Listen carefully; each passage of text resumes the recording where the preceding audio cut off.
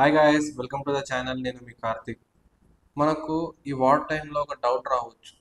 మన ఇండియా ఎందుకు war start చేయట్లేదు? ఎందుకంటే మనం పాకిస్తాన్ తోటి ఎకనామికల్గా స్ట్రాంగ్ ఉన్నాం, పైగా ఆర్మ్ ఫోర్సెస్ కానీ వాళ్ళకన్నా మనం బలంగా ఉన్నాం. అయినా సరే ఇండియా ఎందుకు వార్ స్టార్ట్ చేయట్లేదు? మా అనాలిసిస్లో మాకు తెలిసింది ఏంటంటే దీనికి సంబంధించిన 2 రీజన్స్ ఉన్నాయి. ఒకటి ఇంటర్నల్ సెక్యూరిటీ ఇష్యూ, రెండవది వచ్చేసి చైనా.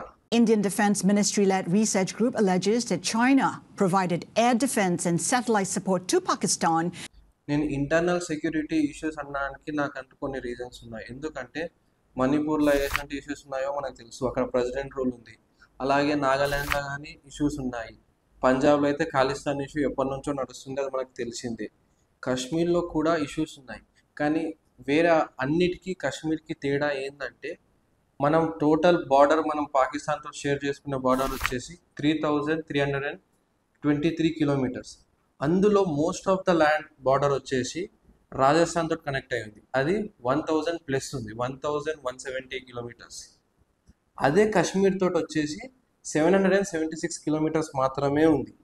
అయినా సరే కాశ్మీర్ నుంచి ఎక్కువ టెర్రరిస్టులు ఎంటర్ అవుతున్నారు రాజస్థాన్ కన్నా. ఇలా మనం ఆలోచించాల్సింది ఏంటంటే కాశ్మీర్లో వాళ్ళకి లోకల్ సపోర్ట్ దొరుకుతుంది. దీనివల్ల ఏమవుతుందంటే మన ఇంటెలిజెన్స్కి కానీ ట్రాక్ చేయడానికి కష్టం అవుతుంది. ఎందుకంటే లోకల్స్ ఎవరో టెర్రరిస్ట్ ఎవరో వాళ్ళు ట్రాక్ చేయలేకపోతున్నారు. మన ఎంపీ కేరళ నుంచి ఎంపీ శశి థరూర్ గారు కానీ ఒక మాట అన్నారు. ఏమన్నారంటే ఏ కంట్రీ ఇంటెలిజెన్స్ అయినా ఆన్ ద ఫ్లోర్ 100% ఉండదని. అది కరెక్టే. ఎప్పటి వరకు మనము మన గవర్నమెంట్కి మన ఆర్మ్ ఫోర్సెస్కి సపోర్ట్ చేస్తామో అంతవరకు మనం సేఫ్ ఉంటాం. లేదంటే ఇటువంటి అటాక్స్ మళ్ళీ జరిగే ఛాన్సెస్ ఉన్నాయి. ఇంకో థ్రెట్ వచ్చేసి చైనా. ఇది ఎందుకు అంటున్నానంటే పాక్ ఆక్యుపైడ్ కాశ్మీర్లో ఇంకా పాకిస్తాన్లో కొన్ని క్రూషియల్ లొకేషన్స్లో చైనా అలా ప్రాజెక్ట్స్ నడిపిస్తుంది, చైనా పాకిస్తాన్ ఎకనామిక్ కారిడార్ అని.